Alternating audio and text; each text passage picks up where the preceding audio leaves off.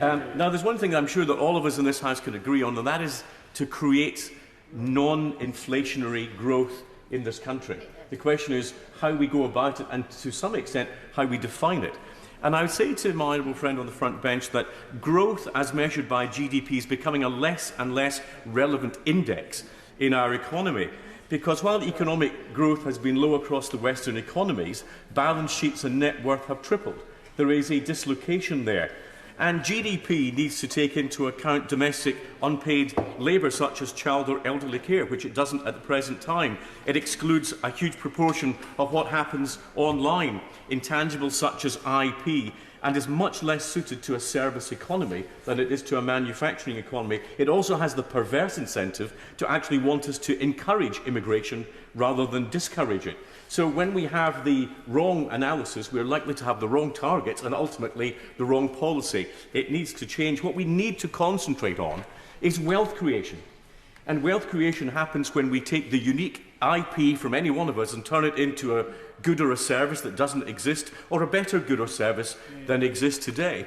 But I say to the government, we have a problem that in a capitalist economy, you cannot get that sort of wealth creation if there's not sufficient access to capital.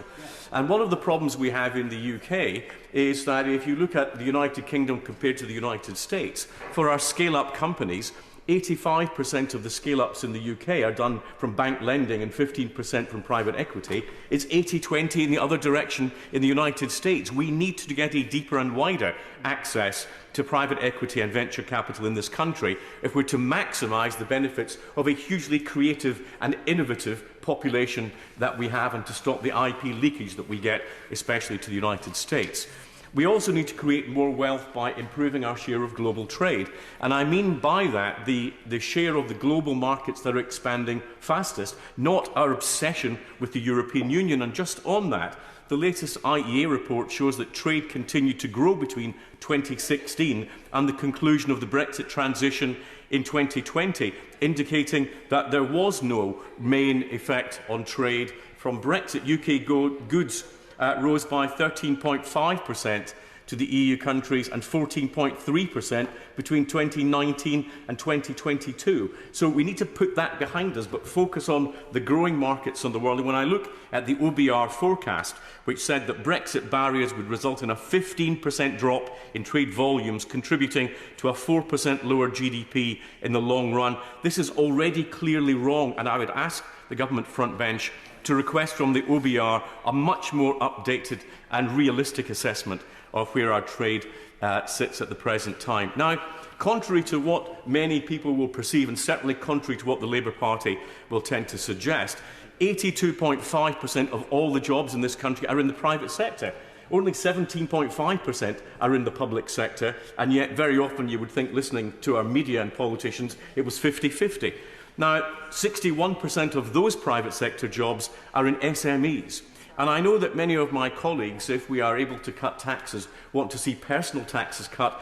I believe that our priority should be to cut taxes for small businesses, because they are the ones that create prosperity and employment, and they are the mainstay of our economy. In particular, I would like to see more government action on late payment, particularly from local authorities. This is taxpayers' money, which should be getting through to SMEs on time, and the fact that it isn't is a scandal. And I would like to see the RHL business rates discount extended to give many of the companies struggling in that sector the help that they require.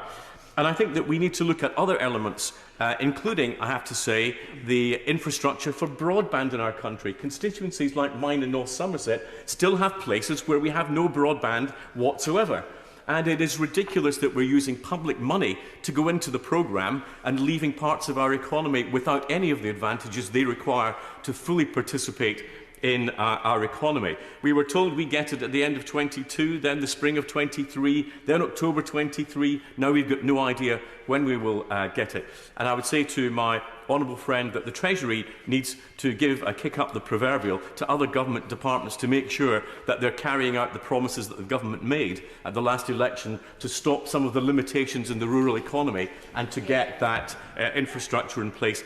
Finally, Madam Deputy Speaker, I wanted to say a very quick word about the Bank of England. The Bank of England has operational independence, but I would ask where is the accountability? We were told inflation would be transitory. We were told there were external influences. I looked at the letters between the Governor of the Bank of England and the Chancellor. Not once did it mention monetary stability or the fact that we had had expansion of our money supply for far too long at far too great a level. These are not rounding errors. If we get extra inflation created by monetary expansion that is too fast, it will affect the poorest in our society, it affects the balance of our public finances, and it costs the taxpayers money. I have no problem with the Bank of England having operational independence. What I want to know, Madam Deputy Speaker, is when they get it wrong, who are they accountable to? Because it's ultimately the taxpayers and the people of this country who pay the bill, not those who are well paid in the Bank of England.